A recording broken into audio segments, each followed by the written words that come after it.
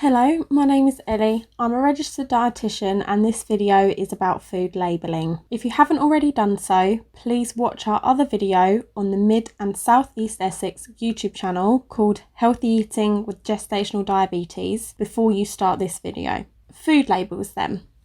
When looking at food labels, you want to look at the per 100 grams column, not per portion size.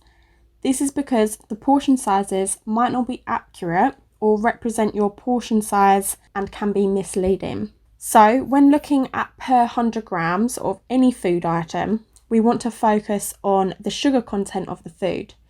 This is because the sugar is going to have that impact on your blood sugar levels, and we want to prevent spikes in your blood sugar levels. So a food item is typically low in sugar if it has 5 grams or less per 100 grams.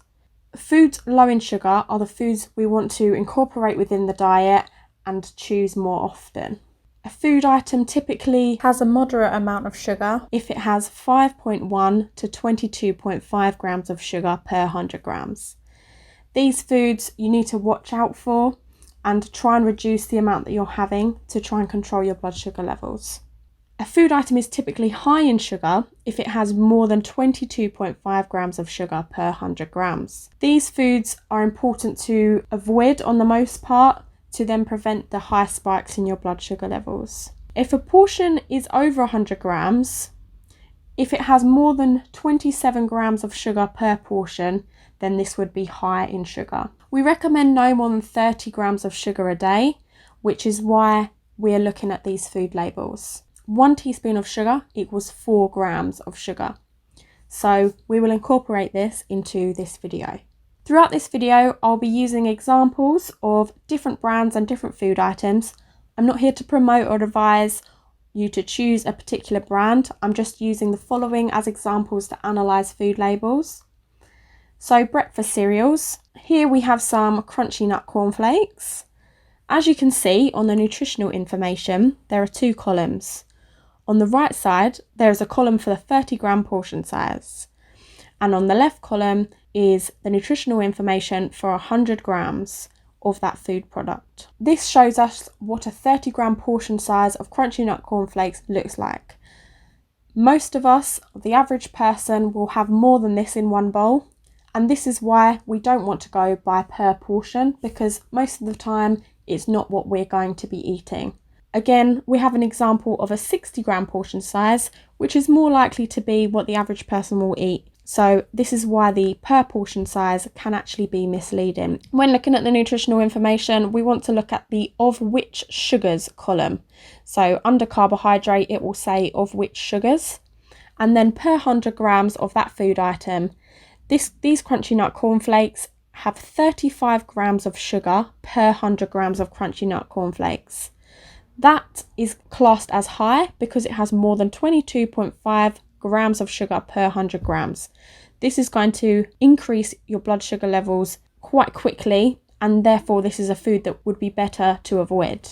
Other breakfast cereals, if we look at some plain British porridge oats, we can see that in the of which sugars, plain porridge oats have 1 gram of sugar per 100 grams of porridge oats.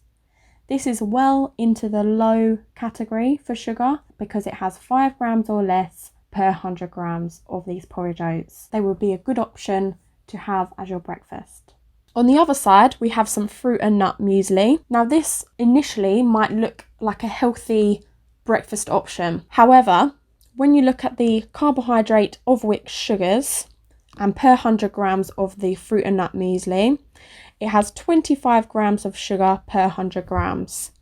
That would mean it is high in sugar. Unfortunately, with this fruit and nut muesli, the dried fruit contains a lot of sugar. This is why it's important to look at food labels, because some things you might initially think are healthy actually have quite a bit more sugar in than you'd expect. Watch out for different product types.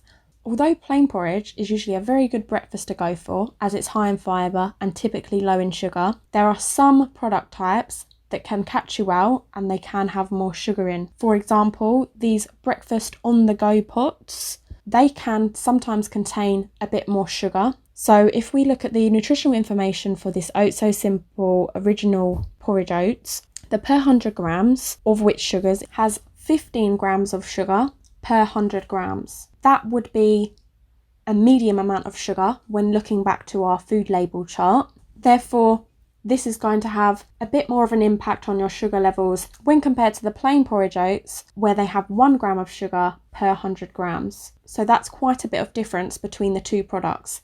So it's just about being mindful of what you're buying and making those simple swaps. If you sometimes have these on-the-go pots, it might be helpful to pack a scoop of porridge oats in a sealable bag and take on the go with you instead of this pot. Yogurts then. Yogurts can be a great option for a snack or to have on top of your cereal.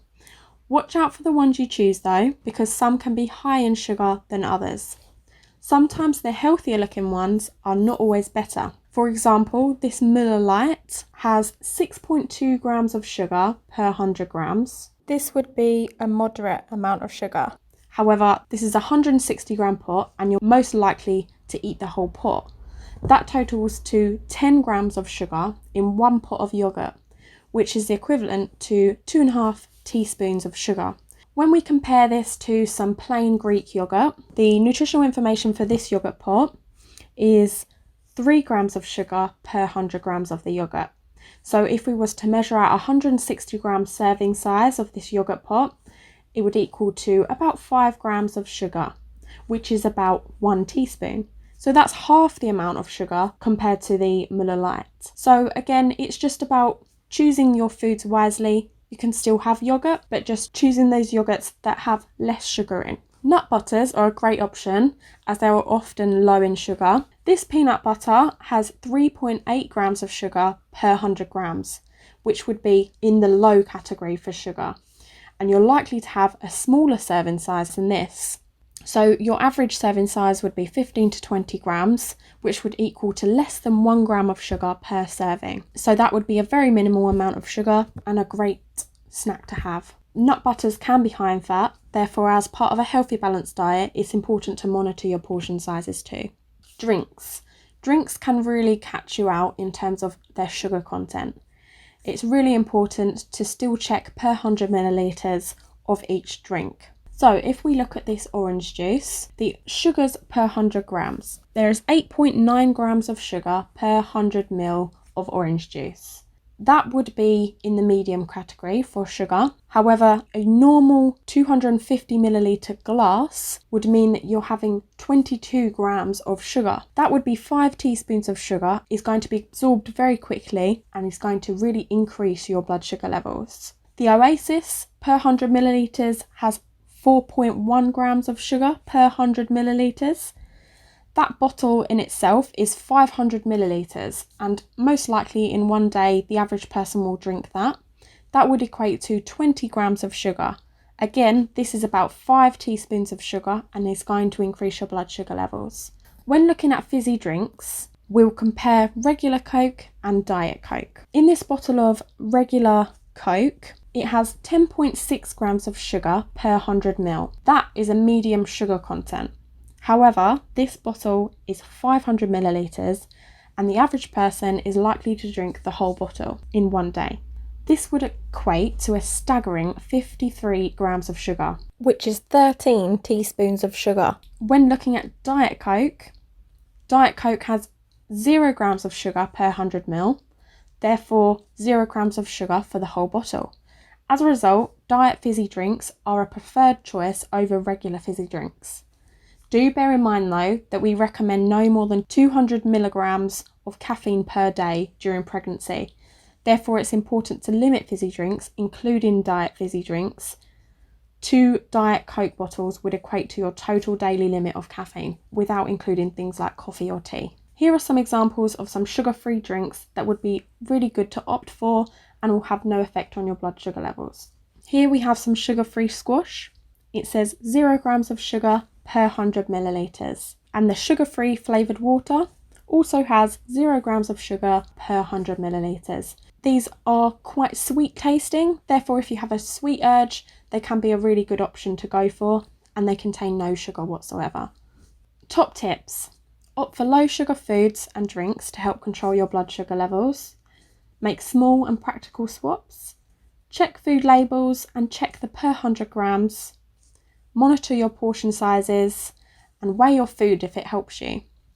Low fat doesn't always mean low sugar. No added sugar can be misleading, so swap for no sugar or sugar-free. And again, just check the food labelling. We also have other videos. One is healthy eating with gestational diabetes that I recommend you watch before this video, and the glycemic index diet. Thank you for listening.